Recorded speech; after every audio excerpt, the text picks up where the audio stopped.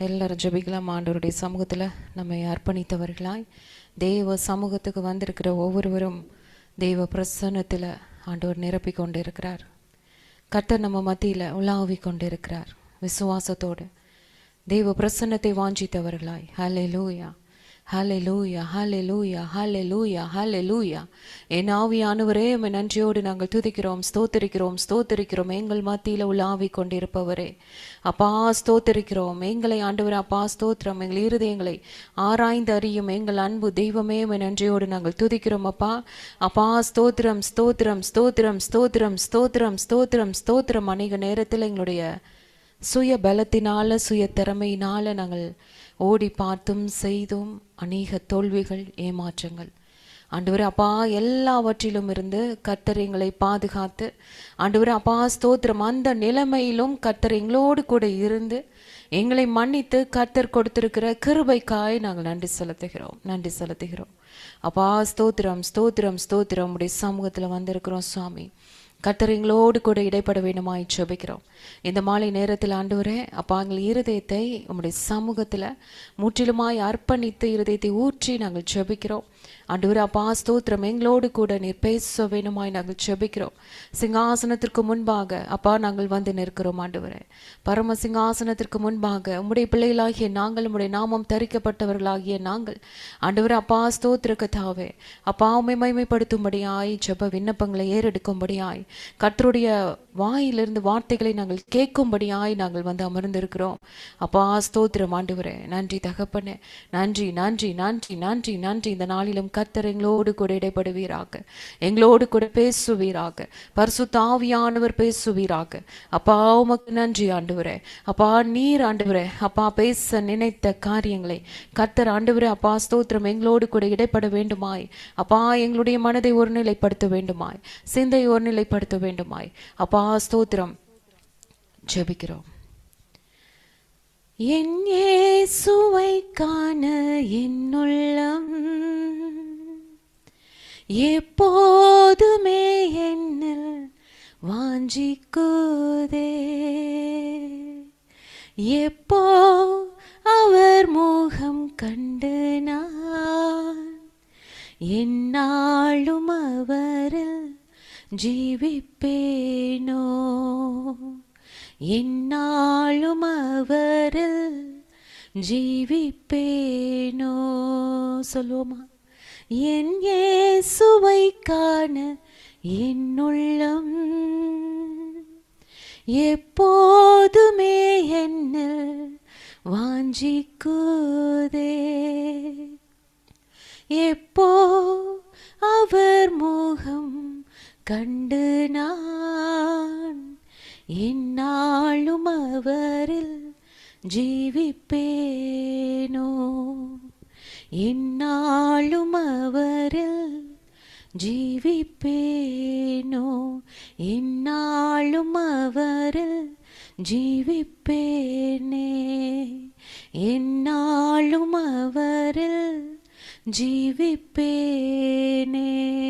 ஹல்லேலூயா. நன்றி தகப்பனே, உம்மை பார்க்க வாஞ்சையோடு வந்திருக்கிறோம் அப்பா. அப்பா நன்றி, எங்களோடு கூட இடைப்படுங்க. இயேசு கிறிஸ்துவின் சர்வ வல்லமையுள்ள நாமத்தின் மூலம் ஜெபிக்கிறோம் ஜீவனுள்ள நல்ல பிதாவே. ஆமேன், ஆமேன், ஆமேன். கர்த்தர் நல்லவர், அவருடைய கிருபை என்றும் என்றென்றும் உள்ளது. ஆமேன், ஆமேன். நம்ம பூமியில் வாழ்வதற்கு நம்மளுக்கு எல்லாருக்குமே ஒரு இடம், வீடு வேணும் இல்லையா? ஒரு நாள் 2 நாள் நம்ம வாழ்க்கை ஓட்டம் வாழ்கிறோம் அப்படின்னா நம்மளுக்கு என்ன போதும்னு நினைக்கிறீங்க? ஒரு நாள் 2 நாள் தான் வாழ போகிறோம் அப்படின்னா ஒரு சின்ன கூடாரம் போட்டால் போதும். அப்படி தானே? அப்படி தானே நிறைய பேர் கூடாரவாசிகள் இல்லையா? அங்கங்கே எந்தெந்த ஊருக்கு போகிறாங்களோ ஒரு டெம்ப்ரவரியாக ஒரு கூடாரத்தை போட்டுட்டு அதுலேயும் மக்கள் வாழ்கிறாங்க. 2 நாள் 3 நாள், மிஞ்சி போனால் ஒரு வாரம் வரைக்கும் அதை வச்சுக்கலாம். ஆனால் நம்மளுடைய வாழ்க்கை முழுவதையும் அந்த கூடாரத்தில் ஓட்ட முடியாது. உண்மை தானே? நிரந்தரமாக நம்ம இங்கே வாழணும். நம்ம ஒரு 80-90 வயசு வரைக்கும் நம்ம வாழணும்னா நம்ம எல்லாருக்கும் தெரியும், அஸ்திபாரம் போட்டு ஒரு வீடு கட்டி அந்த வீட்டில் தான் வாழ முடியும். நிரந்தரமான ஒரு வாழ்க்கை நம்ம வாழ்நாள் முழுவதும் இல்லை, கர்த்தருடைய வருகை வரைக்கும் நம்ம வாழ வேண்டுமானால் ஒரு வீடு கட்டணும். நிரந்தரமாய் வாழ்வதற்கு அஸ்திபாரம் போட்டு கட்டணும். அதே மாதிரி தான் கர்த்தருடைய வார்த்தை என்பது ஒரு நாள் 2 நாள் 3 நாள் கேட்குற காரியம் அல்ல, ஒரு கூடாரம் அல்ல. ஏதோ நம்ம ஒரு கூடாரம் போட்டுட்டு அப்படியே நம்ம நகர்ந்து போயிட்டே இருக்கிற மாதிரி ஒரு டெம்பரவரியான காரியம் அல்ல. தேவனுடைய வார்த்தை பெர்மனண்டாய் நம்ம இருதயத்துக்குள்ள நம்மளுடைய ஜீவநாள் முழுவதும் வாழ்நாள் முழுவதும் நம்ம வாழ வேண்டுமானால், அஸ்திபாரம் போட்டு கட்டப்பட்ட வீடாய் ஸ்ட்ராங்காய் இருக்க வேண்டுமானால் கர்த்தருடைய வார்த்தை நமக்குள்ளாய் ஆழமாய் பதியணும். ஆமென். இந்த வார்த்தை நம்மளுக்கு மறக்கவே கூடாது ஒரு நாளும். யோசித்து பாருங்க, நம்ம சின்ன பிள்ளையில படிச்ச சின்ன சின்ன வசனங்கள் இன்ன வரைக்கும் நம்மளுக்கு ஞாபகம் இருக்குல்ல. இப்பயும் நம்ம குட்டீஸ்க்கு நம்ம அந்த வார்த்தையை சொல்லிக் கொடுப்போம். ஜீவ அப்பம் நானே, கர்த்தர் நல்லவர் என்பதை ருசித்து பாருங்கள். இல்லை, இந்த சின்ன சின்ன வசனங்கள் கூட கர்த்தரின் மெய்ப்பராய் இருக்கிறார், இதுதான் நம்ம எடுத்த உடனே பிள்ளைகளுக்கு சொல்லிக் கொடுப்போம், நம்மளும் கற்றிருப்போம். அது இப்போ வரைக்கும் அந்த வார்த்தை நம்மளுக்கு அடிக்கடி நினைவு வருதில்ல. இந்த வார்த்தை ஆழமாய் பதிந்து தேவனுடைய வார்த்தை உள்ள நம்மளுக்கு அந்த அஸ்திபாரம் ஸ்ட்ராங்காக இருக்கும்போது கர்த்தருடைய வார்த்தையில நிச்சயமாய் நம்ம கண்மலையின் மேல் கட்டப்பட்ட வீடாய் அநேக நாட்கள் தாங்கக்கூடிய காரியமாய், வாழ்நாள் முழுவதும் நம்மை காத்து கொள்ளக்கூடிய காரியமாய் நம்மை பாதுகாக்கும் என்பதில் சந்தேகமே இல்லை. ஆமென். அந்த கர்த்தருடைய வார்த்தை தான் இந்த நாளில் ஆச்சரியமாய் நம்மளுடைய வாழ்க்கையில் ஒவ்வொருத்தரோட வாழ்க்கையிலையும் யார் சொல்லியும் கேட்கல, யார் சொல்லியும் நடக்கலை, இல்லை சாத்தியமில்லாத காரியம் இல்லாத காரியம் எல்லாமே ஆண்டவருடைய வார்த்தையினால நடக்கிறது, நடந்து கொண்டு இருக்கிறது. ஆமென். நம்ம எல்லாருக்குமே சங்கீதங்கள் நம்மளுக்கு பிடிச்ச புத்தகம் பார்த்தீங்கன்னா வேதத்தில் சங்கீதம் தான். இல்லை, எடுத்த உடனே புதுசாக யாராவது படிக்க சொன்னால் சங்கீதத்தை தான் நம்ம படிக்க சொல்வோம். நம்மளும் ஃபாஸ்ட்டாக கிளம்பி போகணும் போது 1ஆம் சங்கீதம் 2ஆம் சங்கீதம் இல்லை லைனாக சங்கீதத்தை வாசிப்போமே அப்படின்ட்டு வாசிக்கிறோம். இந்த சங்கீதங்களில் எத்தனை சங்கீதம் இருக்குது? 150 சங்கீதங்கள். 2461 வசனங்கள் குறித்து கொள்கிறவர்கள் குறித்து கொள்ளலாம், விருப்பம் உள்ளவர்கள்.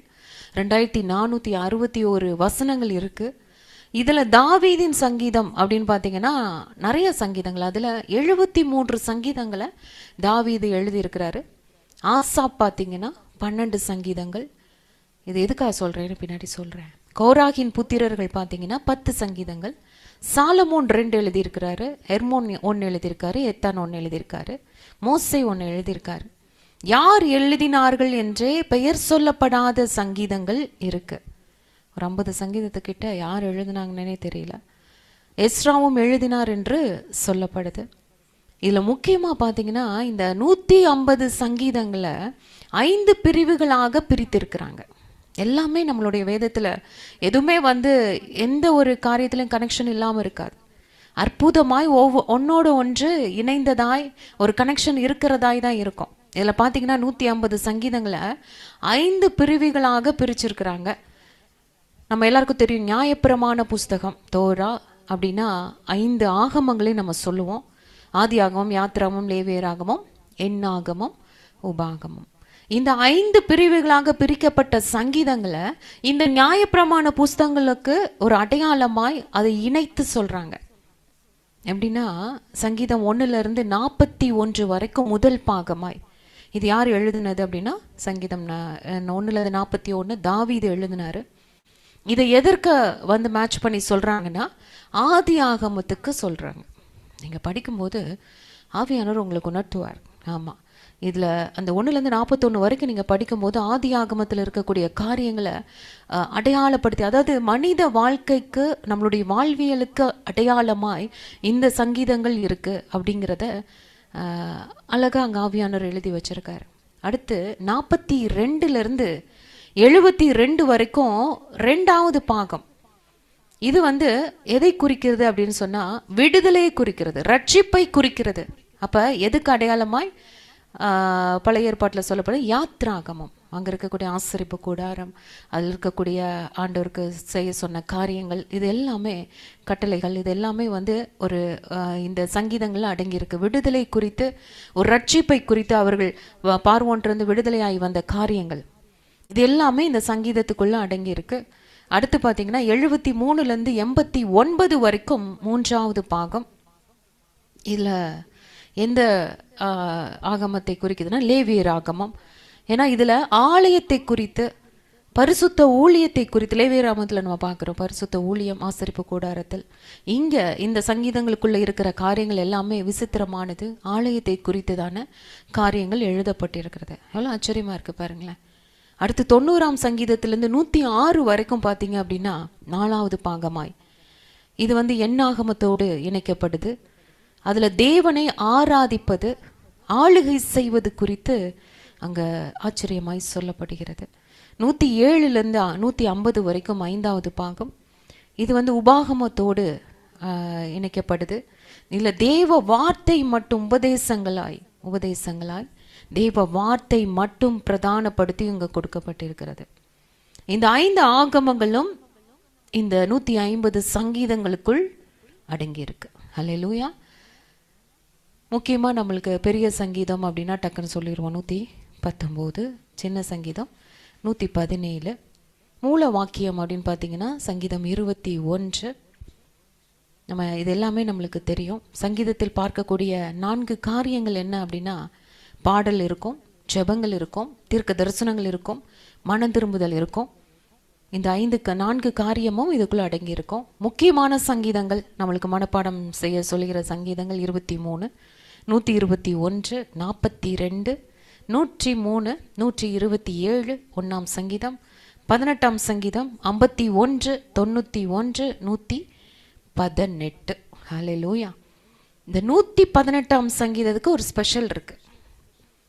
எப்போ படித்தாலும் அதில் அநேக காரியங்கள் எல்லாமே அதில் நம்மளோட அப்படி கனெக்ட் ஆகுங்க. பயங்கரமாக கனெக்ட் ஆகும். 118 மட்டும் இன்றைக்கி நைட்டு நீங்கள் படிச்சுட்டு தூங்குங்களேன், ரொம்ப கனெக்ட் ஆகும். நம்மளுடைய வாழ்க்கையில் நடக்கிற காரியங்கள், நடந்த காரியங்கள், நடக்க போகிற காரியங்களை அது மையப்படுத்தி அதில் எழுதப்பட்டதுனாலவோ என்னவோ அது மத்திய வசனமாய் சொல்லப்படுகிறது. 59,428வது வசனம் இந்த சங்கீதம் 118 மைய அதிகாரம். நம்ம வேதாகமத்தில் மைய அதிகாரமாய் சென்டர், அந்த பைபிளில் இருக்கக்கூடிய அந்த சென்டர் எதுன்னா இந்த 118ஆம் சங்கீதம். அதில் ஒரு விசேஷித்த காரியம் என்ன அப்படின்னா மத்திய வசனம். அதுக்குள்ளே இருக்கிற ஒரு மத்திய வசனம் நீங்கள் எங்கே எடுத்து பார்த்தாலும் தெரியும். அதில் 8ஆம் வசனமும் 9ஆம் வசனமும் தான். என்ன வசனம் சொல்லுது? மனுஷனை நம்புவதை பார்க்கிலும் கர்த்தர் பேரில் பற்றுதலாய் இருப்பதே நலம். பிரபுக்களை நம்புவதை பார்க்கிலும் கர்த்தர் பேரில் பற்றுதலாய் இருப்பதே நலம். இதுதான் அதில் மத்திய வசனமாய் நம்மளுக்கு ஆவியானவர் எழுதி வைத்திருக்கார். அதில் ரொம்ப ஸ்பெஷலான காரியம். இதில் எல்லாமே அடங்கியிருக்கு. நீங்கள் 118 எல்லாமே அடங்கியிருக்கும். இல்லை இந்த மத்திய வசனத்தில் நமக்குரிய காரியங்கள், நம்ம பிரச்சனைக்கான காரியங்கள், போராட்டத்திற்கான காரியங்கள், எதனால் வருது, எதனால் பிரச்சனை அப்படிங்கிறத அழகாக இந்த 118, 8, 9 படித்தாலே நம்மளுக்கு புரிஞ்சிடும். அடுத்து ஆவியானவர் நம்மளை எப்படி நடக்க சொல்கிறாருன்னு தெரிஞ்சிடும். அற்புதமாய் அந்த சங்கீதத்தில் ஆவியானவர் எழுதி வைத்திருக்கிறார். மனுஷனை நீ நம்புவதை பார்க்கிலும் கர்த்தர் பேரில் பற்றுதலாய் இருப்பதே நலம். அப்பா பிதாவே, நன்றியோடு நாங்கள் துதிக்கிறோம். என் தகப்பன் அப்பா, நீர் எங்களோடு கூட இடைப்பட்டு கொண்டிருப்பதற்காய் நன்றி அப்பா.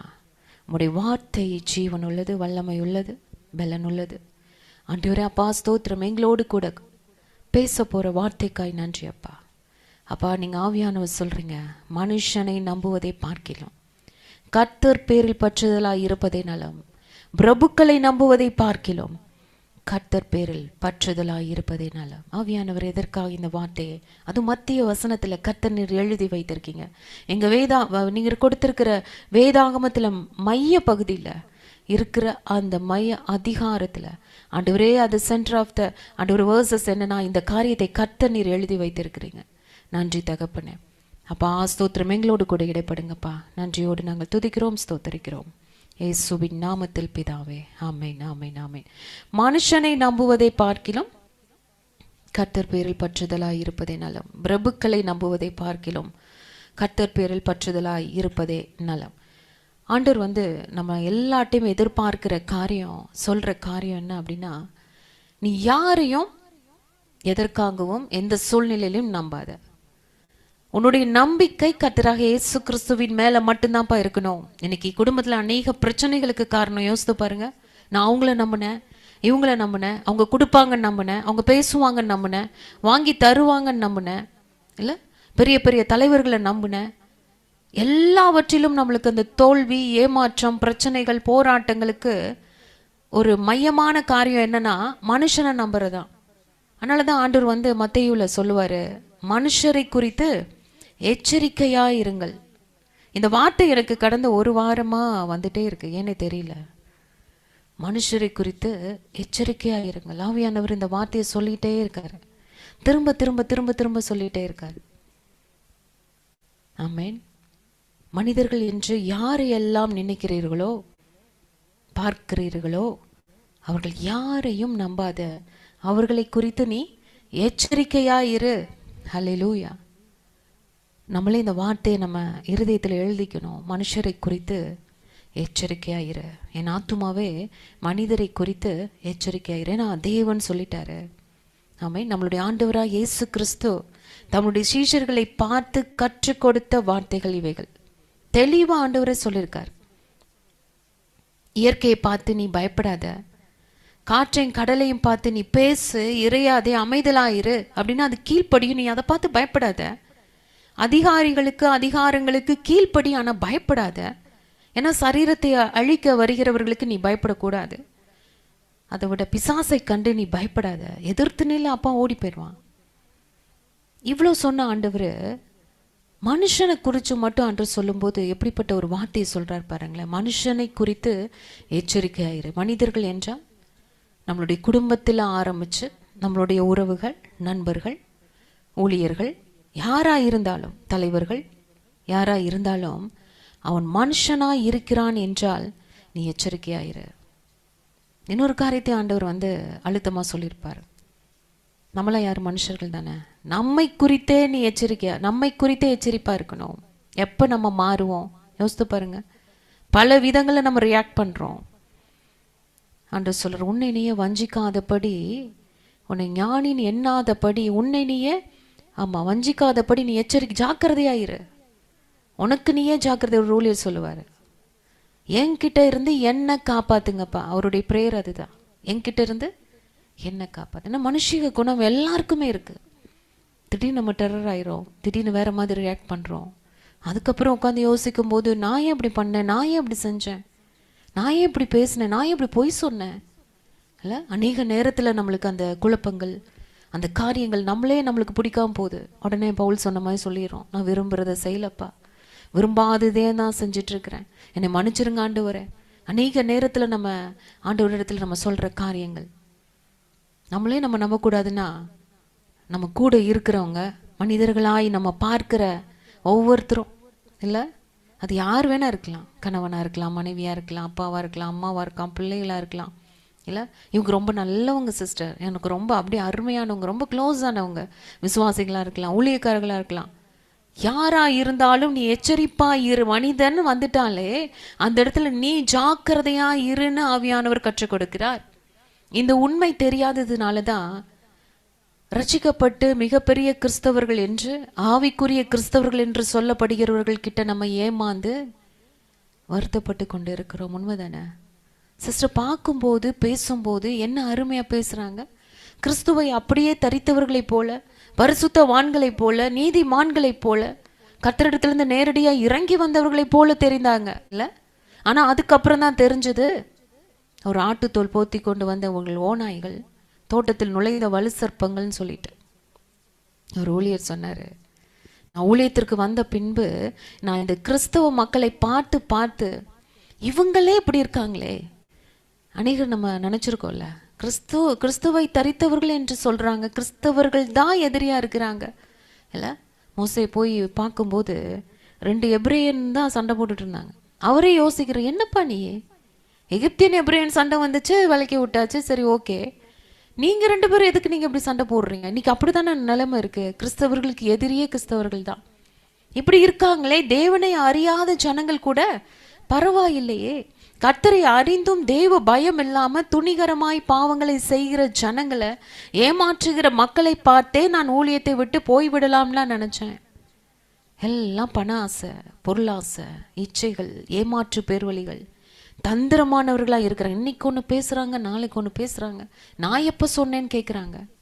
இல்லை, பணம் இருந்தாதான், பணம் புகழ் பதவி இருந்தாதான் கூடவே இருக்கிறாங்க.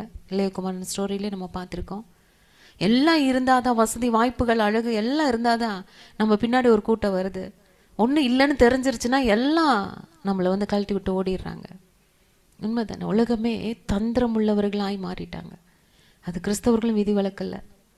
ஆண்டவரை அறிந்தவர்கள் தான், ஆண்டவருடைய நாமத்தை துதிக்கிறவங்க தான், சர்ச்சுக்கு கரெக்டாக போகிறவங்க தான், காணிக்க கொடுக்கிறவங்க தான், 1 மணி நேரம் ஜெபிக்கிறவங்க தான், உபவாசம் பண்ணுறவங்க தான், அந்நிய பாஷை பேசுகிறவங்க தான், அபிஷேகத்தில் நிறையிறவங்க தான்.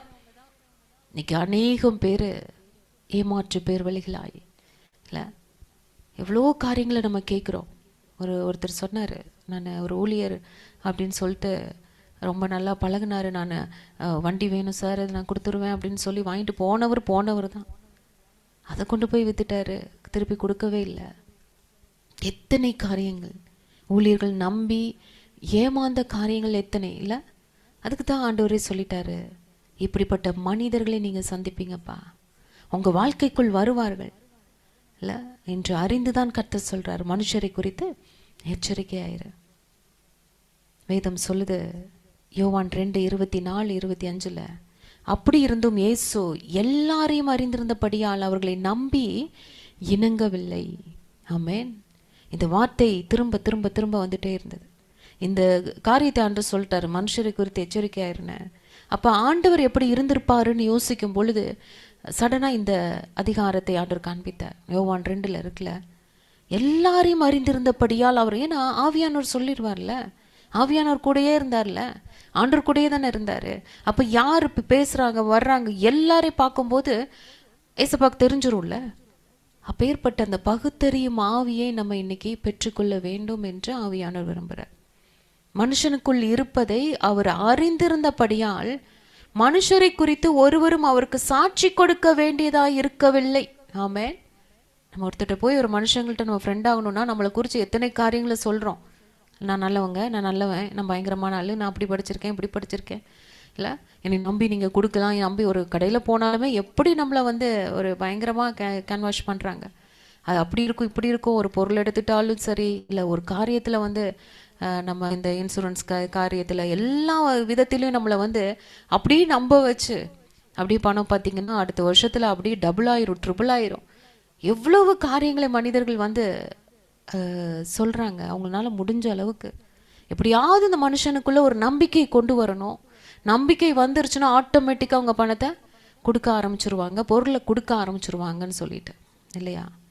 அதனால தான் ஆண்டவர் சொல்கிறாரு, பரிசுத்த ஆவியானவரால் நீ நடத்தப்படும் போது இப்படிப்பட்ட மனுஷங்களை பார்க்கும்போதே ஆவியானவர் உணர்த்திடுவார். வேண்டாம், இவங்களோட நீ வந்து கனெக்ஷன் வச்சுக்காத, இவன் கேட்குறான்னு கொடுக்காத, கொடுத்துட்டு அப்புறம் பூல்னு அழுதுட்டு இருக்காத. இல்லை, ஒவ்வொரு காரியத்தையும் யாருக்கு கொடுக்க சொல்கிறாரோ அவங்களுக்கு தான் நம்ம கொடுக்கணும். யாருக்கு நோ சொல்கிறாரோ நம்ம நோ தான். நம்ம நினைப்போம் எல்லாரும் வந்து வெளியில் போகிறாங்க வர்றாங்க, பிச்சை கேட்குறாங்க, எல்லாம் சாப்பாடு கொடுங்கன்னு கேட்குறாங்க. இல்லை, ஆவியானவர் உங்களுக்குள்ளே இடைப்படுவாரானால் நீங்கள் வந்து அதில் நீங்கள் உதவி செய்ய தாராளமாக செய்யலாம். உண்மையாய் கஷ்டப்படுறவங்களுக்கு, அதில் ஏமாற்றுறவங்க நிறைய பேர் இருக்காங்களே. இல்லை, ஒரு காரியம் என்னென்னா, நான் டெய்லி டியூட்டிக்கு போகும்போது அங்கே ஒரு சிக்னலில் கிராஸ் பண்ணி தான் போவோம். அப்போ அந்த சிக்னலில் நிற்கும் போது இந்த திருநங்கைகள் நிறைய பேர் வருவாங்க. ஒரு 2-3 பேர் ரெகுலராக ஒரு எனக்கு தெரிஞ்ச ஒரு 6 மாதம் கணக்கு இருக்கும். ரெகுலராக வந்து மேடம் அப்படின்ட்டு வந்துட்டு காசு கொடுங்கன்னு. நான் ஆரம்ப நாட்களில் ஒரு 10 நாள் கொடுத்துருப்பேன்னு வைங்களேன், ஒரு 10 days கொடுத்தேன். அடுத்த நாள் நான் போகிறேன், ஆவியானவர் சொன்னார், நோ கொடுக்காது. வந்து கேட்குங்க, என்ன மேடம் ஒரு 10 ரூபா கூட இல்லையா அப்படின்ட்டு போயிருங்க. அவர் கோபமாக போயிடுவாங்க. ஸோ ஆண்டவர் தெளிவாக சொல்லிட்டாரு, இல்லை நீ வந்து கொடுக்கக்கூடாது அப்படின்ட்டு. அப்போ அந்த டிரைவர் சொன்னார், மேடம் இவங்கெல்லாம் அந்த காசை வாங்கிட்டு போய் தண்ணி அடிக்கிறது, கெட்ட வழியில் யூஸ் பண்ணுறது மேடம் இவங்க. அவனே அதான் தம்பி நான் கொடுக்கறது இல்லை நான் அப்படின்ற மாதிரி சொல்லிட்டு வந்துட்டேன். ஒரு 3ஆவது நாள் அதுக்கு அடுத்து போகும்போது கரெக்டாக சிக்னலில் நிற்கிது. அதே மாதிரி மேடம்ட்டு வந்துட்டாங்க. என்ன ஆண்டவரே சோதனையாக இருக்குங்க, வரும்போதெல்லாம் இந்த பொண்ணுங்க அப்படி பண்ணுதுங்க பண்ணுறாங்களே அப்படின்னு சொல்லிட்டு.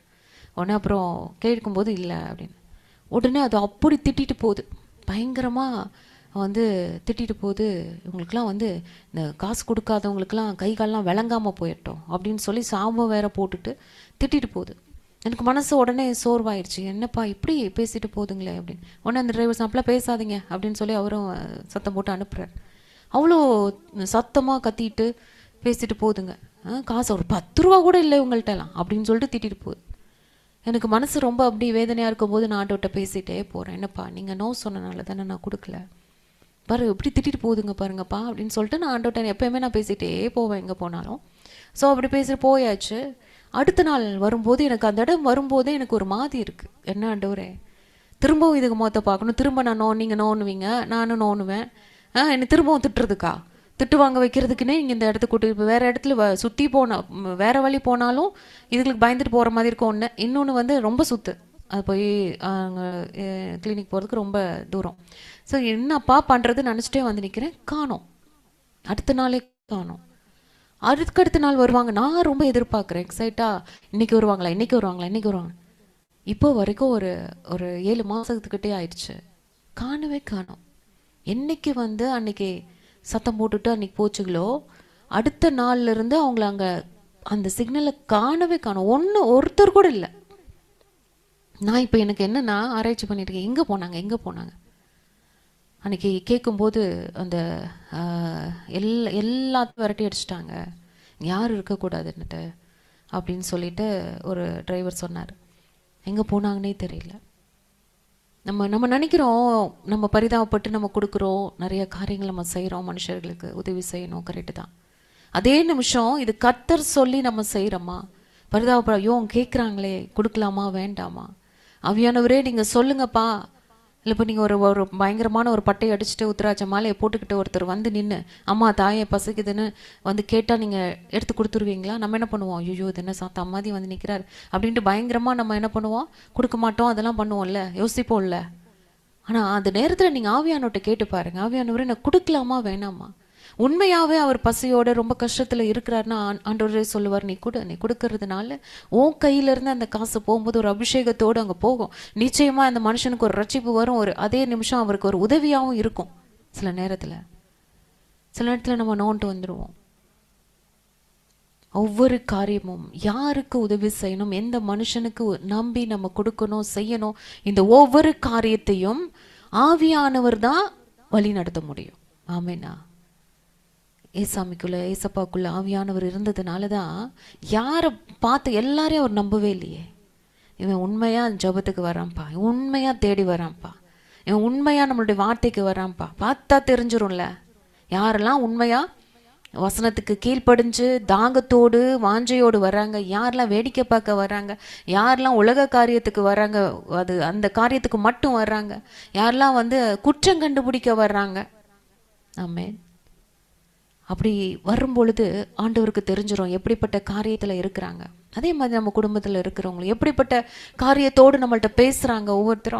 ஒவ்வொருத்தரும் நம்மளை உள்ளே இருக்கிறவங்களே நம்மளுக்கு குழியை வெட்டிகிட்டு இருப்பாங்க இல்லை, நம்மளுக்கு எகென்ஸ்டாக வேலை பார்த்துட்டு நம்ம வீட்டுக்குள்ளே இருக்கிறவங்களே. ஏன்னா சாத்தான் பயன்படுத்துவான்ல சில பேரை, நம்ம ஆண்டுக்குள்ளே வர வர வர நம்மளை செபிக்க விடாதபடி, ஆண்டுக்குள்ளே நம்ம கடந்து வர முடியாதபடி உள்ளே இருக்கிற மனுஷனையே அவங்க என்ன பண்ணுறான், பயன்படுத்துறதுக்கு அவங்கள ரெடி பண்ணிட்டு இருக்கிறான். அதனால தான் ஆண்டு சொல்கிறாரு, எல்லா மனுஷனையும் குறித்து எச்சரிக்கையாயிரு, ரட்சிக்கப்பட்டு அபிஷேகம் பெற்றவர்களை மட்டும் நீ நம்பு, ஊழியர்களை மட்டும் நம்பு. இப்படி எங்கேயாவது பைபிளில் இருக்கா? என் பைபிள் இல்லை. உண்மை தானே? வசனம் நம்ம சொல்லுது, நாசியில் சுவாசம் உள்ள மனுஷனை நம்புவதை விட்டு விடுங்கள். ஆமென். அவன் எண்ணப்படுவதற்கு அவன் எம்மாத்திரம். பிரதான் வார்த்தை ஆண்டவர் எழுதி வச்சிருக்கிறாரு. நாசியில் சுவாசம் உள்ள எல்லாம் யாரெல்லாம் வந்து சுவாசிச்சு உயிரோட நடமாடுறாங்களோ அந்த மனுஷங்களை யாரையுமே நம்பாதன்னு ஆண்டவர் சொல்றார். நீ நம்பி ஏமாந்தது போதும். ஆவியானவருடைய கனெக்ஷன் நம்மளுக்கு வந்துருச்சுன்னா யாரை நம்புறது, யாரை நம்ம வந்து அளவாக வச்சுக்கிறது, யார்கிட்ட இந்த காரியத்தை சொல்கிறது. சில பேர் நல்லா பேசுகிறாங்கன்ட்டு எல்லா காரியத்தையும் அப்படியே ஒப்பிச்சிருவாங்க. அது அந்த வாலிப பிள்ளைங்க போய் மாற்றுறதான் இன்னைக்கு நம்ம நியூஸ் எவ்வளோ கேள்விப்படுறோம்ல. அந்த பையனை நம்பி ஏமாந்தேன், பிள்ளைய நம்பி ஏமாந்தேன், எல்லாத்தையும் சொல்ல வேண்டியது, வீட்டு கதை எல்லாத்தையும் சொல்ல வேண்டியது. ஏமாந்து அழுவதை நம்ம பார்த்து கொண்டு இருக்கிறோம். ஆண்டவர் ஏன் இந்த வார்த்தையை சொல்றாரு? மனிதர்களால் நம்ம ஏமாற்றப்படக்கூடாது, வஞ்சிக்கப்படக்கூடாது. ஏன்னா நம்ம ஆண்டவருடைய பிள்ளைங்க தான். சில நேரத்துல தவறி போயிடுறோம். நல்லவங்க மாதிரி தெரிஞ்சாங்க, சூப்பரா வந்தாங்க, நம்ம குடும்பத்துல ஒரு குடும்பமாய் பழகுனாங்க, அப்படியே பயங்கரமா இவங்கள போல நல்லவங்க இல்லைன்ற அளவுக்கு நம்மளுடைய அம்மா அப்பா தங்கச்சி தம்பின்ற உறவுக்குள்ள அப்படியே வந்துருவாங்க இல்ல. ஆண்டவர் சொல்றாரு, ஜாக்கிரதையாரு, ஜாக்கிரதையாரு.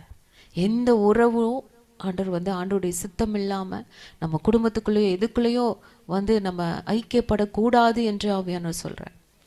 அவட்ட கேட்காம எந்த உறவுக்குள்ளேயும் ரொம்ப நம்ம க்ளோஸா போகாதீங்கிறாரு. நம்ம நம்பாம ஏமாந்தவங்களை விட சிலரை நம்பி ஏமாந்தவர்கள் அநேகர். உண்மைதானே? நம்ம நேசிக்காதவர்களால் காயப்பட்டதை விட நம்ம நம்பி நேசித்தவர்களால் காயப்பட்டது அதிகம். யார் மேல ரொம்ப பாசம் வச்சோமோ அவர்கள் தான் நம்மை வேதனைப்படுத்தி இருக்காங்க, தூக்கி எறிஞ்சு போயிருக்காங்க, நம்ம கூட பேசாம பல மாதங்கள் வருடங்கள் இருக்கிறாங்க. ஏன்னா அவங்க எல்லாருமே மனிதர்கள் தான். அதனால தான் ஆண்டவர் சொல்றாரு, மனுஷனுக்கு எச்சரிக்கை ஆயிரு, அவனை முற்றிலும் நம்பி நீ ஏமாந்துடாத. இன்னைக்கெல்லாம் பணத்தை கொடுத்து ஏமாந்தவர்கள் அநேகம். என் கூட இருந்த ஒரு டாக்டர்லாம் அவங்க தம்பிக்கு மெடிக்கல் சீட்டு வேணும்னு சொல்லிட்டு பணத்தை கொடுத்து லட்சமா 50 லட்சத்துக்கிட்ட கொடுத்துட்டு டோட்டலாக அவன் எல்லாத்தையும் சுருட்டிட்டு ஓடிட்டான். இப்போ அந்த சீட்டும் கிடைக்காம எதுவும் பண்ணாமல் அவங்க அப்பா கூட உட்காந்து விவசாயம் பார்த்துட்டு இருக்கிறாரு. எவ்வளோ கஷ்டம். இந்த பொண்ணு வேறு வழி இல்லை மேடம், அவ்வளோ கடனை வாங்கி நாங்கள் வாங்கினவங்கள்ட்ட எல்லாம் பணத்தை கொடுக்க வேண்டியிருக்கு, அதனால் நான் வேலை பார்த்தே ஆகணும், எக்ஸ்ட்ரா டியூட்டி பார்த்தே ஆகணும். எவ்வளோ கஷ்டம். அதெல்லாம் கேட்கும்போது இன்னைக்கு அநேகருடைய வாழ்க்கையில் இன்னைக்கு நிறைய நாட்கள் நான் கேட்ட காரியங்கள் எல்லாம் நான் அவங்கள நம்பி அதை ஏமாந்துட்டேன், இவங்கள நம்பி ஏமாந்துட்டேன், அதை கொடுத்துட்டோம் இதை கொடுத்துட்டோம் இல்லை, பணத்தை கொடுத்துட்டோம் திரும்பி கொடுப்பாங்கன்னு நினச்சோம், எல்லாம் ஏமாற்றுகிறவர்களாக இருக்கிறாங்க இல்லை. பிள்ளைகளை கொடுத்து ஏமாந்தவர்கள் அநேகர். எனது மோசமான உலகம். தேவ பயமில்லாத மனிதர்கள், துணிகரமாய் பாவம் செய்கிறவர்கள். ஏன்னா ஆண்டவர் உடனுடனே தண்டனை கொடுக்கறது இல்லைல்ல. பழைய ஏற்பாட்டு காலம் மாதிரி இப்போ இல்லை, கிருபை நாட்கள்ல இருக்கிறோம்ல. அதனால ஆண்டவர் அதெல்லாம் பார்த்துக்கலாம், ஆண்டவர்கிட்டே நாங்கள் பேசி சமாளிச்சுக்குவோம் அப்படிங்கிற மாதிரி துணிகரமாய் பாவம் செய்கிறவங்க. அக்கிரமம் நிறைந்த உலகத்துல தான் நம்ம இருக்கிறோம். ஏமாற்றுகிற மக்கள் எல்லா விதத்திலும், நம்ம சாப்பிட்ற உணவுல இருந்து, பொருட்கள் இருந்து, வேலையின் காரியத்துல இருந்து, பண விஷயம், சொத்து, நிலம், எல்லாவற்றிலும் ஏமாற்றுகிற மக்கள், வேஷம் தரிக்கிறவர்கள். ரொம்ப ரொம்ப ஜாக்கிரதையா இருக்க வேண்டும் என்று ஆவியானவர் சொல்றார். ஆமென். சில நேரத்துல நம்ம மனுஷீகத்துல இருக்கிறதுனால சிலர் நம்பி தான் இருக்க வேண்டியிருக்குல்ல. ஃப்ளைட்டில் போகிறோம், காரில் போகிறோம், பஸ்ஸில் போகிறோம், ட்ரெயினில் போகிறோம், உடம்பு சரியில்லைன்னா டாக்டர்கிட்ட போகிறோம், சில தலைவர்களை பார்க்குறோம். சில நேரத்தில் அவங்கள நம்பி தான் போக வேண்டியிருக்கு. உண்மை தானே? அவங்கள ஒரு டிரைவரை நம்பலைன்னா இல்லை ஒரு ட்ராவலே நம்மளால் பண்ண முடியாது.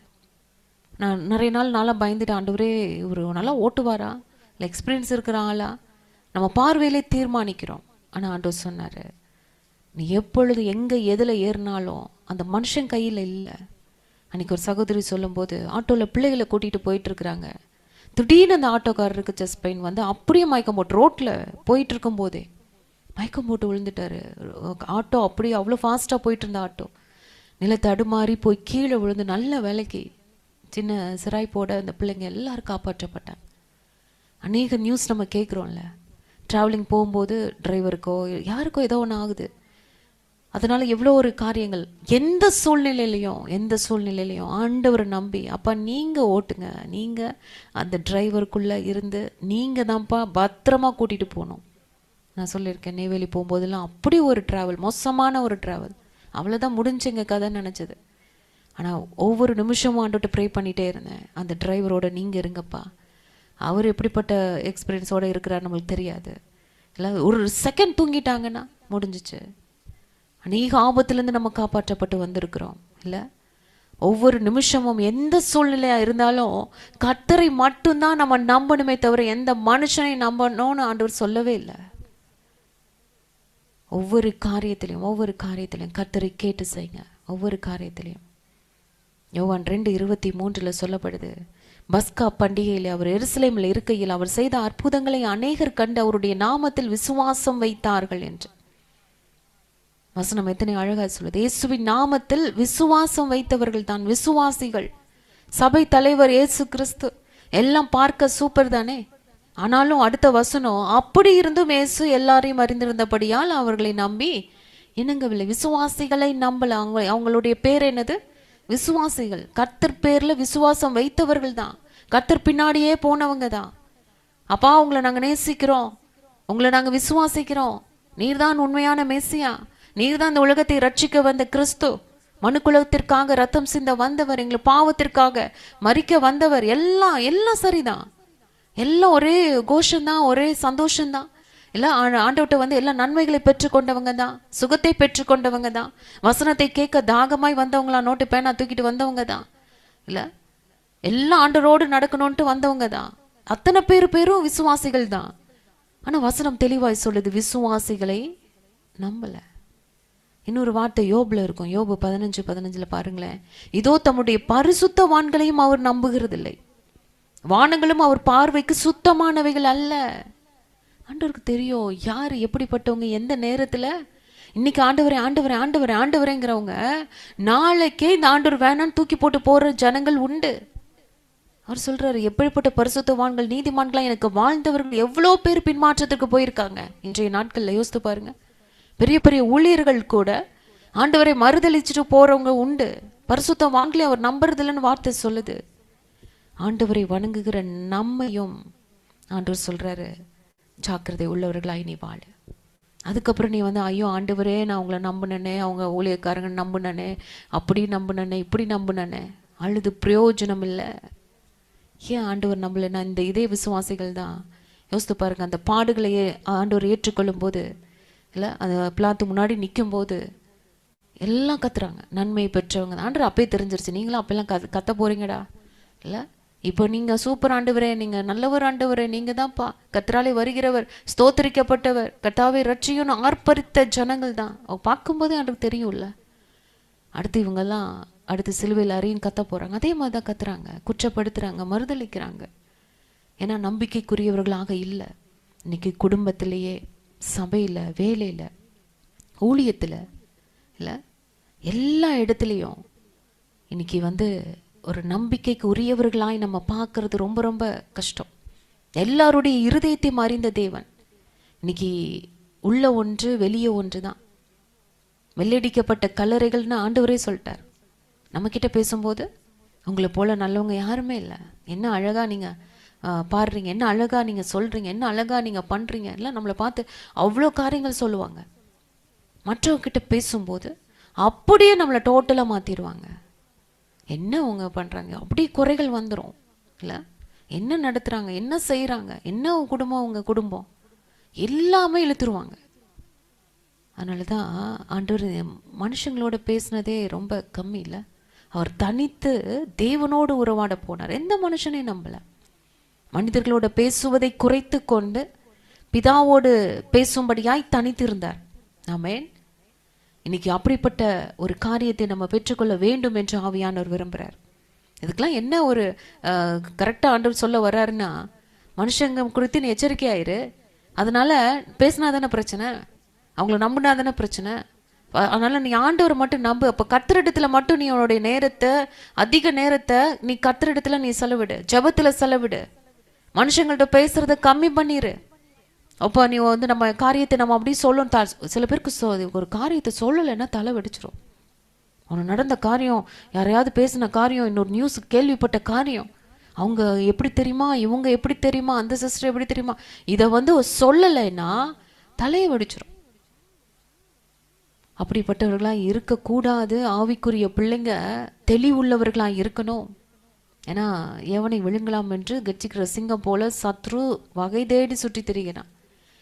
அவன் விழுங்குறதுக்கு வாயை திறந்துட்டு வரானோ இல்லையோ, நம்மளே 1 2 3 சொல்லி நானே விழுந்துக்கிறேன்ப்பா, நீ கஷ்டமே படாத.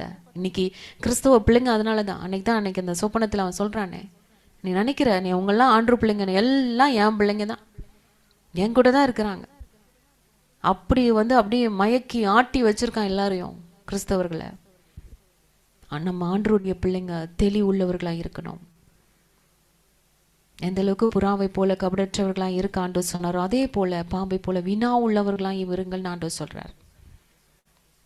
ஆதியாகமத்திலேயே ஆண்டு சொல்லியிருப்பார் 6ஆம் அதிகாரம் 5ஆம் வசனத்துல, மனுஷனுடைய அக்கிரமம் பூமியிலே பெருகினது என்றும் அவன் இருதயத்து நினைவுகளின் தோற்றம் எல்லாம் நித்தமும் பொல்லாததே என்று கர்த்தர் கண்டு. யோசித்து பாருங்க, வித்தியாசமா மனுஷன் யோசிக்கிறான். நித்தமும் பொல்லாதது அவனுடைய இருதயத்தின் நினைவுகள் எல்லாமே. டெய்லி எவன் எப்படி மாறுவான் என்று அவனுக்கே தெரிய மாட்டேங்குது. அதனாலதான் ஆண்டவர் வருத்தப்பட்டார். தாம் பூமியில மனுஷனை உண்டாக்கினதற்காக கர்த்தர் மனஸ்தாபப்பட்டார். அவருடைய இருதயத்துக்கு விசனமா இருந்ததாம். வேற எந்த சிருஷ்டிப்பை குறித்தாவது ஆண்டவர் எழுதியிருக்காரா? அவர் வருத்தப்பட்டார், ஐயோ இந்த யானையை படைச்சதுக்கு நான் ரொம்ப வருத்தப்படுறேன், இல்லை இந்த குரங்கை படைச்சதுக்கு ரொம்ப வருத்தப்படுறேன், இந்த பூனையை படிச்சதுக்கு மாடை படிச்சதுக்கு நான் ரொம்ப வருத்தப்படுறேன், எங்கேயாவது ஆண்டவர் அப்படி எழுதியிருக்காரா? ஐந்தறிவுள்ள எந்த மிருகத்தையோ பறவையோ இயற்கையை குறித்தோ எதை குறிச்சும் சொல்லலைங்க. அவர் படைச்சது எல்லாமே நல்லது நல்லது நல்லது நல்லது. ஆனா இந்த மனுஷனை படைச்சதுக்கு அப்புறம், இந்த 6 அறிவு உள்ள மனுஷன்தான் படைச்சதுக்கு அப்புறம் அந்த விசனப்பட்டதே ஆண்டவர் எழுதியிருக்காரு. மற்ற எல்லாம் அவர் சொற்படி கேட்டு கீழ்ப்படியுது, கர்த்தருக்கு பயப்படுது, அதிகாலை எழும்பி கர்த்தரை துதிக்குது. உண்மையாக நான் காலையில 4:30 எழும்பி வரும்போதுலாம் இங்க இருக்கிற அந்த பறவைகளுடைய சத்தம் அவ்வளோ இனிமையா இருக்கும். என்ன அழகா பாடுதுங்க ஆண்டவரை, இல்லை? நம்ம எல்லாருமே கேட்டிருப்போம். எல்லாம் ஆண்டவரை நோக்கி பார்க்குது, எல்லாம் அதிகாலையில அது எழும்பி துதிக்குது. ஆண்டவர் சொன்னா செய்து. தூதர்களும் அது மாதிரி தான். கர்த்தருடைய வார்த்தைக்கு அற்புதமாய் அவருடைய படைப்பு அவர்கள் அவ்வளோ பேர் கீழ்ப்படுகிறாங்க. அந்த வேலையை இதை செய்ய, இந்த பிள்ளையை போய் காப்பாத்து, அங்க போ இங்க போ, ஒவ்வொரு காரியத்திலையும் அவங்க எதுக்கு ஆண்டவர், ஏன் ஆண்டவர்? ஆனா அவங்க யோசிக்கிற காரியம் ஒண்ணு இருக்கு. அவங்க என்னதான் 24 மணி நேரமும் ஆண்டவரை துதிச்சு, சேனைகளின் கர்த்தர் ஒரே பாட்டை பாடி ஆண்டவர் துதிச்சுட்டு இருந்தாலும், பூமியில நம்ம எழும்பி திடீர்னு எழும்புவோம் பாருங்களேன். எழும்பி ஆண்டவரே அப்பான்னு அழுது நமக்கு அப்படியே ப்ரே பண்ணும்போது, அந்த சிங்காசனத்துல இருக்கிறவர் வேகமா வந்து என் பிள்ளை கூப்பிடுதுப்பா, ஒரு நிமிஷம் நீங்க துதியெல்லாம் நீங்க அப்படியே வச்சிருங்க, நான் வந்துடுறேன் அப்படின்னு ஹோல்ட் பண்ணிட்டு நம்மளை தேடி வர்றாரு பாருங்க. அப்போ யோசிப்பாங்க தூதர்கள், அவருக்கு கீழ்ப்படுகிறது நம்ம, 24 மணி நேரமும் துதிக்கிறது நம்ம, அவர் சித்தம் செய்யறது நம்ம, அவருக்காக ஓடி உழைக்கிறது நம்ம. இப்படி காரியங்களை நம்ம செஞ்சுட்டு இருக்கிறோம். இங்க இந்த மனுஷ பயல்க எதுவுமே ஆண்டு கீழ்ப்படுகிறது இல்லை, பயப்படுறது இல்லை, ஒன்றும் பண்றது இல்லை. என்னைக்கோ ஒரு நாள் 2 நாள் பிரேயருக்கு வராங்க, 3ஆவது நாள் மறந்துடுறாங்க, இல்லை அத்தனை சாக்கு போக்கு சொல்றாங்க, ஆண்டுக்கு பிரியமில்லாத காரியங்கள் செய்யறாங்க. ஆனா திடீர்னு அவங்க அப்பான்னு கூப்பிட்ட உடனே என் பிள்ளையேன்ட்டு ஓடி போறாரே, இவங்கள்ட்ட என்னத்தை கண்டாரு? உண்மைதானே? அப்படித்தானே நினைப்பாங்க. அத்தனை தூதர்களும் கீழ்ப்படுகிறாங்க. இதுல கீழ்ப்படியாத ஆளுன்னா நம்ம மட்டும்தான். இந்த மனுஷன் மாத்திரம்தான் தான் போன போக்குல துணிகரமாய் பாவம் செஞ்சு நல்லவனை போல வாழ்ந்து, வெளிவேஷம் எல்லாம் வெளியில பார்க்கறதுக்கு எல்லாம் பெரிய ஜப வீராங்கனை மாதிரி, ஆனா உள்ளுக்குள்ள அவ்வளோ காரியங்கள், கசப்பு, வைராக்கியம், கோபம், இன்னும் எதுவும் மாறல, எந்த ஒரு மாற்றமும் இல்லை. எந்த ஒரு சுவாபம் மாறலன்னா நம்மளை நாமே ஏமாற்றுகிறோம் என்பதை ஆண்டவர் பார்த்துட்டு இருக்காரு. உன்னை நீ ஏமாத்திட்டு இருக்க, உன்னை நீ வஞ்சிச்சுட்டு இருக்கிற. உனக்குள்ள இருக்கிற அந்த பெருமை இன்னும் போகலையே, இன்னும் பொறாம போகலையே. மற்றவங்க வந்து பார்க்கும்போது அப்படி பொறாம வந்துருது, ஆட்டோமேட்டிக்கா பெருமை வந்துருதை காமிச்சிடுறையே. அநேக நேரத்துல இல்லை, நம்மளை அறியாமே அந்த பெருமை காமிச்சிருதே, எரிச்சல் வந்துருதே. ஆனா அப்படியே அடக்கிக்கிறோம். ராகேல் வந்து எப்படி அதை வச்சு அந்த சுரூபங்களை எல்லாம் மூடி வச்சு மேலே உட்காந்து மறைச்சு காமிச்சாங்கல்ல, என்கிட்ட ஒன்றும் கிடையாது அப்படின்ற மாதிரி. அநேக நேரத்தில் நம்மளுக்கு அப்படியே கோவம் வரும் பாருங்களேன், அப்படியே கண்ட்ரோல் பண்ணிட்டு மறைச்சுக்கிறோம், நிறைய விஷயங்களை மறைச்சுக்கிறோம், நிறைய காரியங்களை நம்ம சொல்றது இல்லை, குறை சொல்றோம், குற்றம் சொல்றோம். அதே ஆளு ஏத்தாப்புல வந்தாங்கன்னா, நல்லா இருக்கீங்களா, இப்போதான் உங்களை பத்தி நினைச்சேன், அப்படியே மாத்திடுறோம்.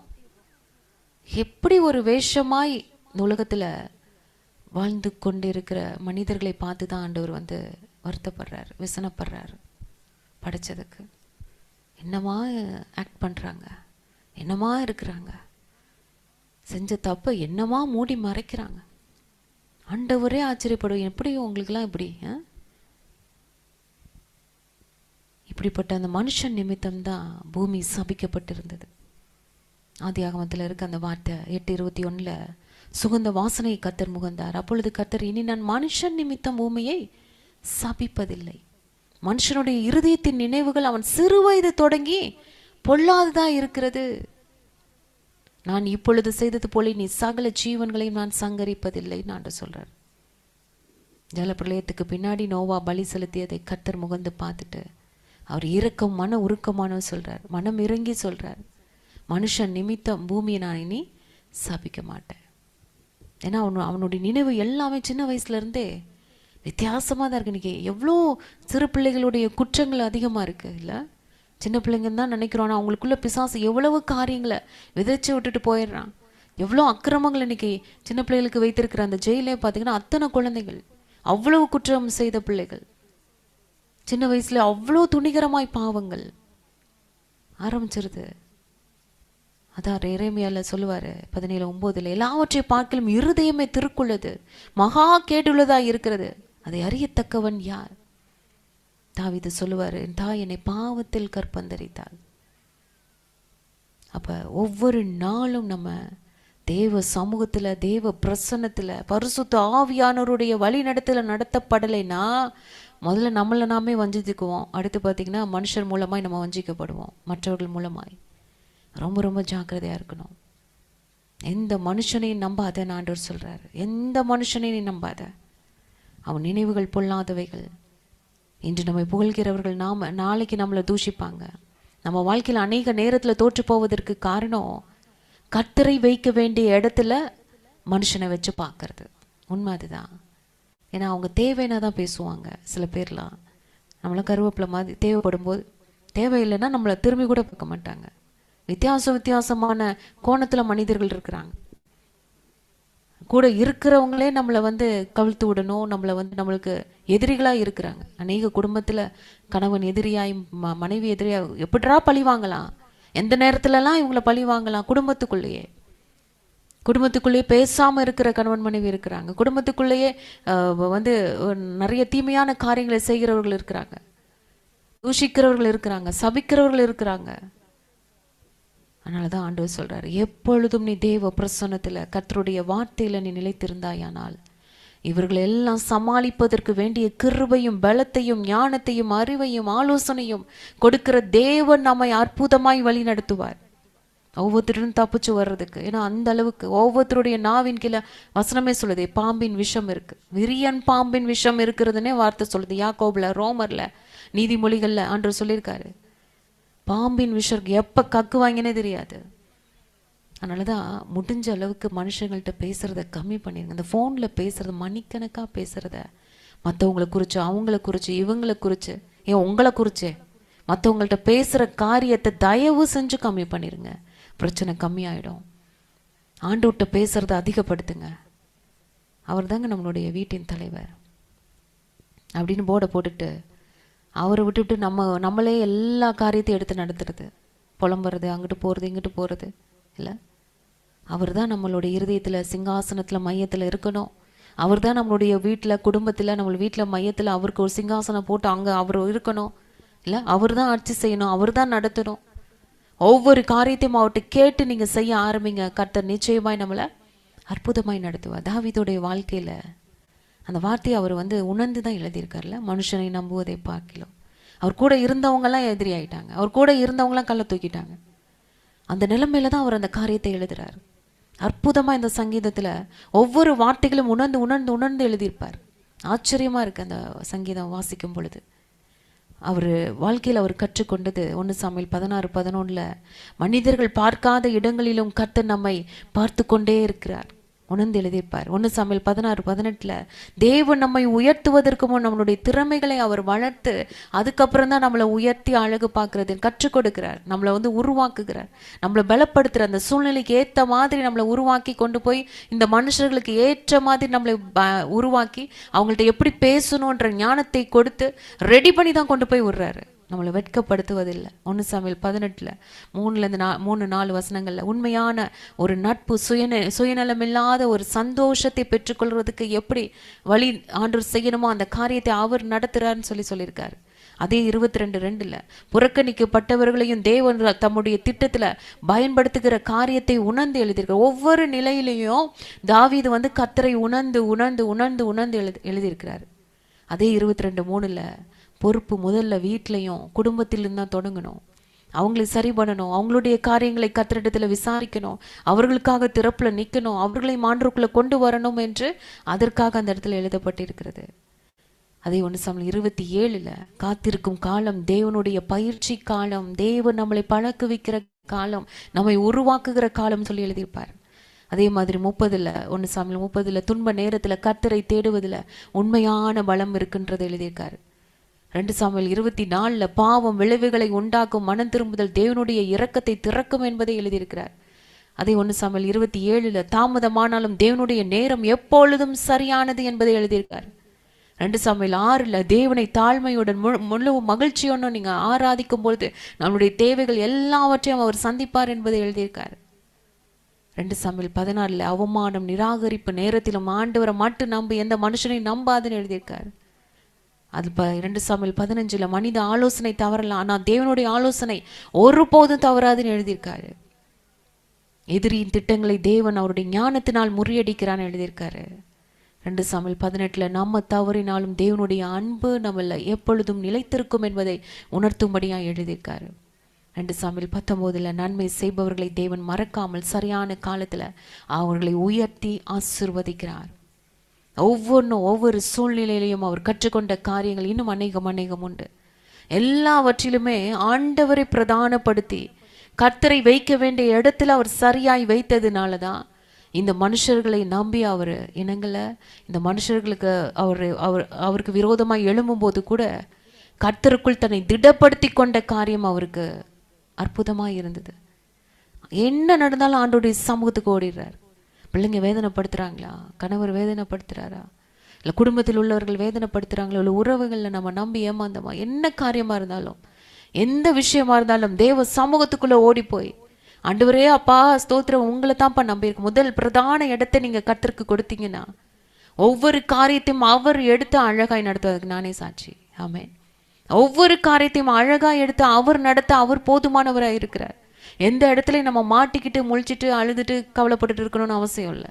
நான் அவங்களை ரொம்ப நம்பினேன், அவங்க எனக்கு அவ்வளோ சப்போர்ட் பண்ணாங்க, அவ்வளோ நல்லா இருந்தாங்க. திடீர்னு பார்த்தீங்கன்னா எனக்கு எகென்ஸ்டா பேச ஆரம்பிச்சிட்டாங்க. அவங்க தான் இப்போ எனக்கு எதிரியா மாறிட்டாங்க. அநேகர் நம்ம சொல்றோம்ல, ஏன் அப்படி மாறினாங்கன்னே தெரியல, நான் என்ன பண்ணினேன்னு எனக்கே தெரியல, எனக்கு விரோதமாக அவங்க பேச ஆரம்பிக்கிறாங்க, என்னை வேலையிலேருந்து தூக்க நினைக்கிறாங்க, நான் இருக்கிறது அவங்களுக்கு பிடிக்கல அப்படின்னு நிறைய காரியங்கள். நம்ம இந்த மனிதர்களை குறித்து தான் வேதனைப்பட்டுக்கிட்டே இருக்கிறோம்ல.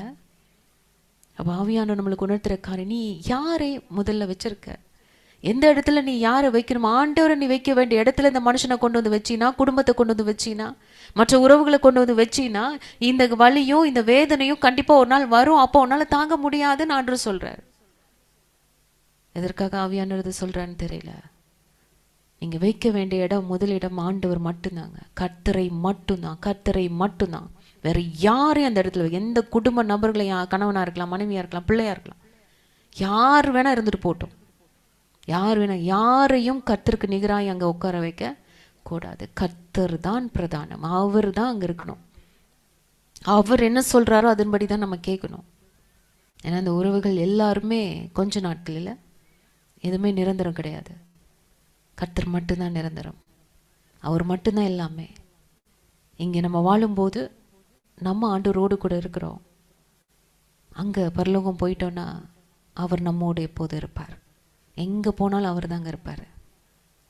நம்மளுடைய எல்லா காரியத்திலையும் கர்த்தரை மட்டுமே நம்ம நம்பும்படியாய் ஆண்டவர் விரும்புகிறார். அதனால தான் சங்கீதக்காரன் 115 சங்கீதத்தில் சொல்லுவார், இஸ்ரவேலே கர்த்தரை நம்பு, இஸ்ரவேலே கர்த்தரை நம்பு, அவரே அவர்களுக்கு துணையும் அவர்களுக்கு கேடகமான இருக்கிறார். ஆரோன் குடும்பத்தாரே கர்த்தரை நம்புங்கள், அவரே அவர்களுக்கு துணையும் அவர்களுக்கு கேடகமாக இருக்கிறார். கர்த்தருக்கு பயப்படுகிறவர்களே கர்த்தரை நம்புங்கள், அவரே அவர்களுக்கு துணையும் அவர்களுக்கு கேடகமாக இருக்கிறார். ஹல்லேலூயா. எல்லாரும் கண்களை மூடுவோமா? ஆண்டவருடைய சமூகத்தில் ஒப்பு கொடுத்தேன்.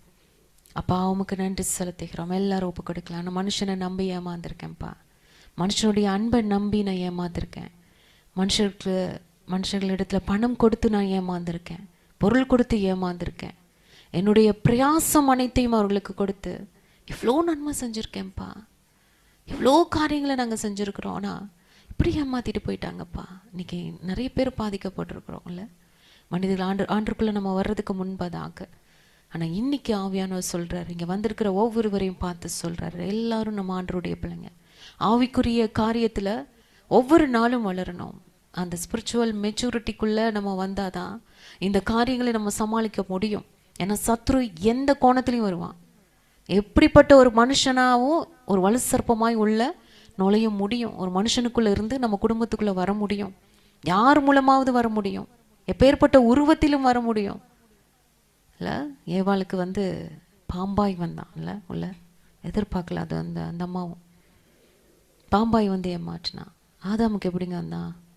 ஏவால தான் போனான். அவங்க அந்த இடத்துல ஆதாம் கொஞ்சம் அலாட்டாக இருக்கணும். ஆண்டவர் நோ சொன்னார், நீ எதுக்கு எடுத்துகிட்டு வந்த, தூக்கி வீச சொல்லியிருந்துருக்கணும்ல.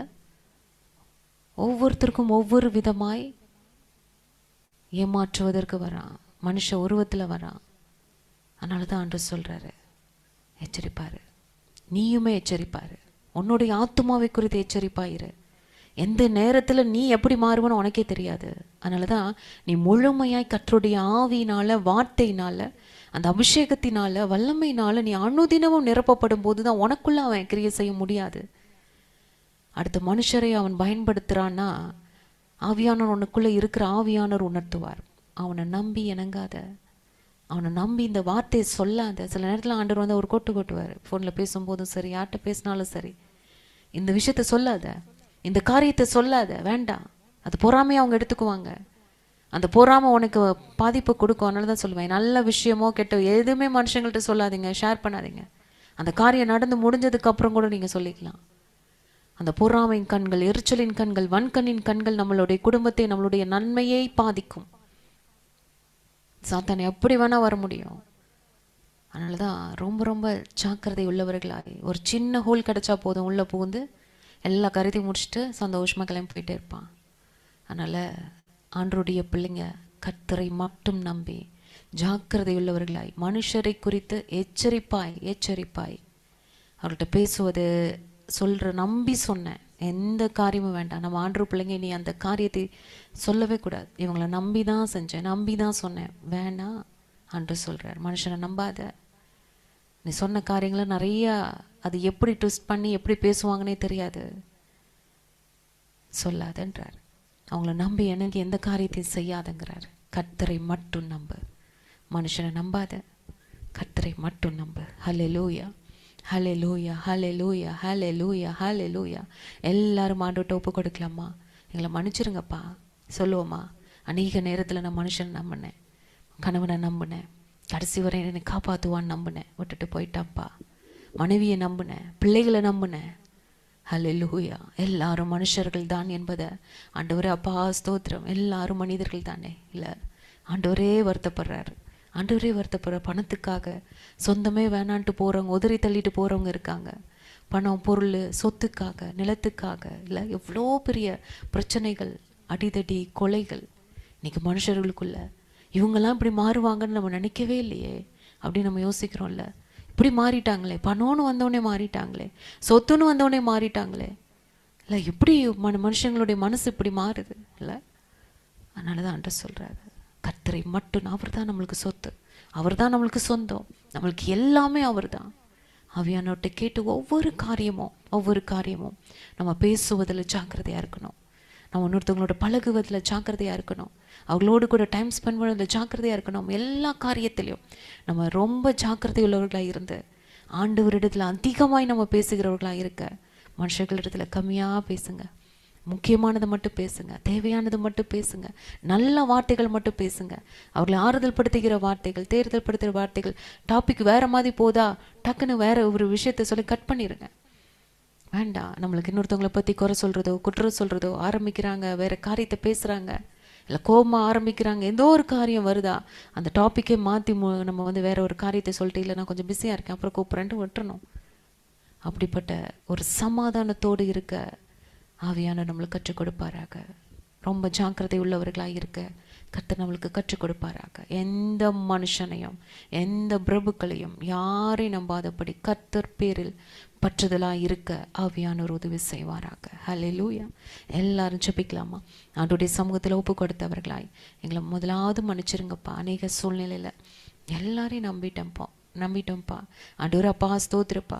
ஆண்டவரே அப்பா ஸ்தோத்திரம். நீங்கள் நோ சொல்லியிருக்கீங்க, நிறைய நேரத்தில் எங்களுக்கு உணர்த்திருக்கீங்க. நாங்கள் நம்பி ஏமாந்து நிற்கிறோம். பணத்தை கொடுத்து நிற்கிறோம், பொருளை கொடுத்து நிற்கிறோம், பிள்ளைகளை கொடுத்து நிற்கிறோம். ஆண்டவரே அப்பா ஸ்தோத்திரம். எங்களோட நன்மையான காரியங்களை எல்லாம் விட்டுட்டு நாங்கள் நிற்கிறோம். எங்களை மன்னிச்சிருங்கப்பா. சர்ப்பமாய் உள்ள வந்துட்டாங்கப்பா.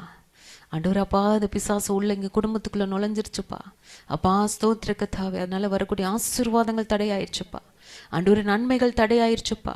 அப்பா நல்லா நடக்க வேண்டிய காரியங்கள் அத்தனையுமே ஸ்டாப் ஆயிடுச்சுப்பா.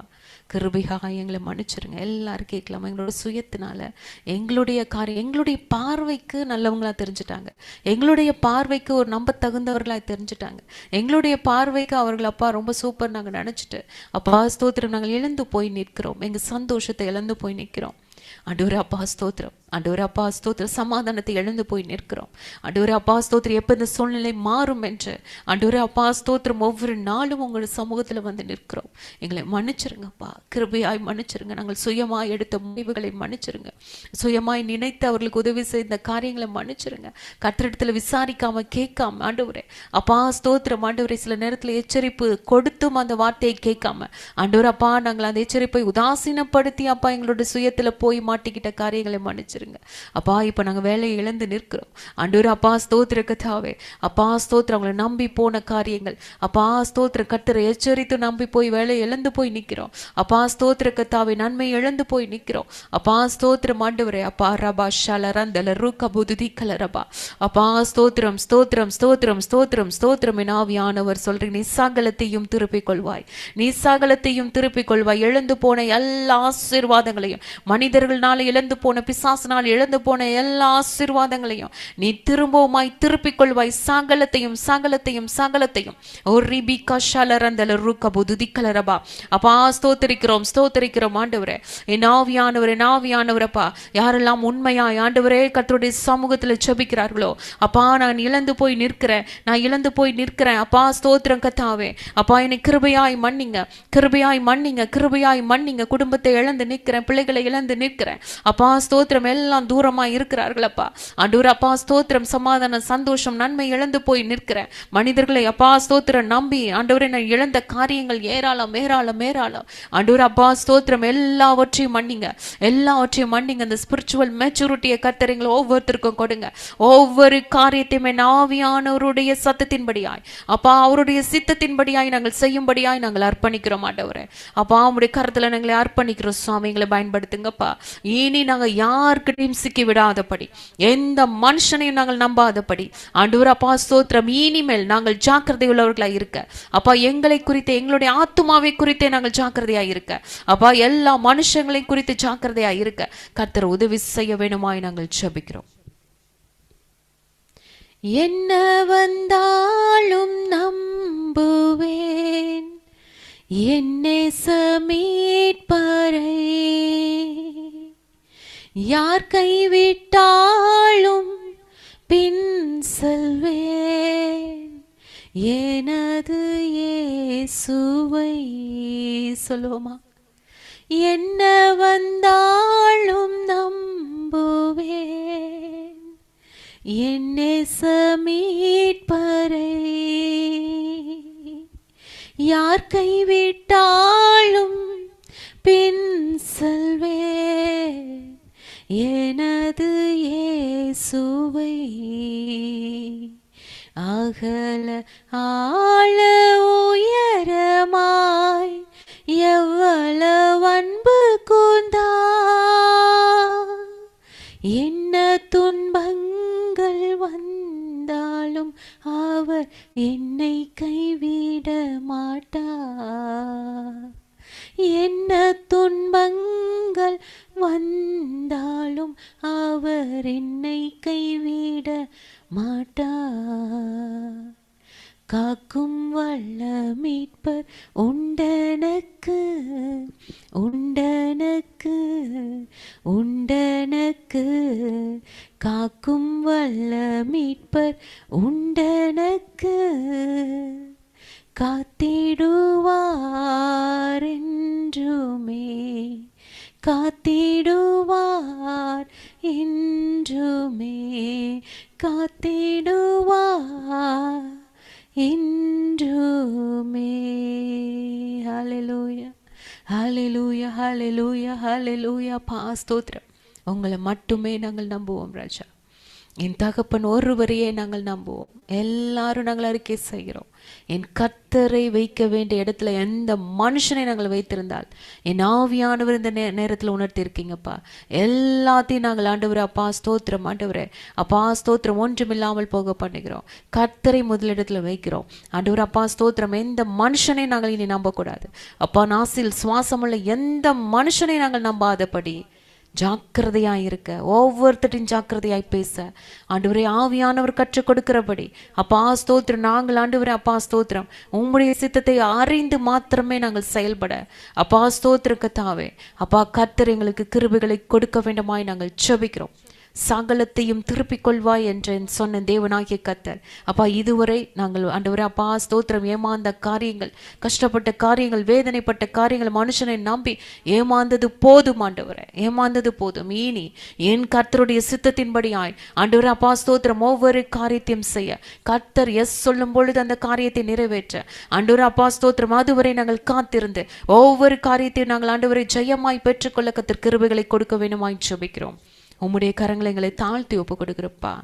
நீங்கள் எங்கள் கூட இருங்க, வழி நடத்துங்க, பலப்படுத்துங்க அப்பா ஸ்தோத்திரம். இழந்து போன எல்லா காரியத்தையும் கர்த்தர் ரெட்டிப்பாய் எங்களுக்கு திருப்பி கொடுங்க ஆண்டவரே அப்பா. உம்முடைய பிள்ளைகள் சோர்ந்து போகாதபடி ஆண்டவரே அப்பா ஸ்தோத்திரம், ஆண்டவரே அப்பா ஸ்தோத்திரம். அந்த உண்மையான மனந்திரும்புதலுக்குள்ளாய் வந்த ஒவ்வொருவரை கர்த்தர் நீர் ஆசீர்வதிங்க. உண்மையாய் கர்த்தருடைய சமூகத்தில் அர்ப்பணித்து ஜெபித்த ஆண்டவரே அப்பா ஸ்தோத்திரம் ஒவ்வொருவரையும் கர்த்தர் மன்னித்து அப்பா உங்களுடைய வாழ்க்கையை கர்த்தர் நீர் சரி பண்ணி கொடுக்க வேண்டுமாய் ஜெபிக்கிறோம் அப்பா. எல்லா குறைவுகளும் நிறைவாக்க வேண்டுமாய் ஜெபிக்கிறோம் ஆண்டவர். ரெட்டிப்பான நன்மைகளை கொடுத்து பிள்ளைகளை ஆசீர்வதிக்க வேண்டுமாய் ஜெபிக்கிறோம். கர்த்தர் ஒருவரையே நம்பும்படியாய் ஆண்டவர் அப்பா முற்றிலுமாய் நாங்கள் எங்களை தாழ்த்தி ஒப்பு கொடுத்து நாங்கள் ஜெபிக்கிறோம். நீர் ஒருவரே தெய்வம், நீர் ஒருவரே கர்த்தர், நீர் ஒருவரே எல்லாவற்றையும் ஆண்டவரே அற்புதங்களாய் அதிசயமாய் நீர் செய்கிற தேவன். உண்மையே நாங்கள் நம்புவோம் அப்பா. எல்லா துதியும் கனமும் மகிமையும் ஒருவருக்கே. ஏசு கிறிஸ்துவின் சர்வ வல்லமுள்ள நாமத்தின் மூலம் ஜெபிக்கிறோம் எங்கள் அன்புள்ள ஜீவனுள்ள பிதாவே. ஆமென் ஆமென் ஆமென் ஆமென் ஆமென்.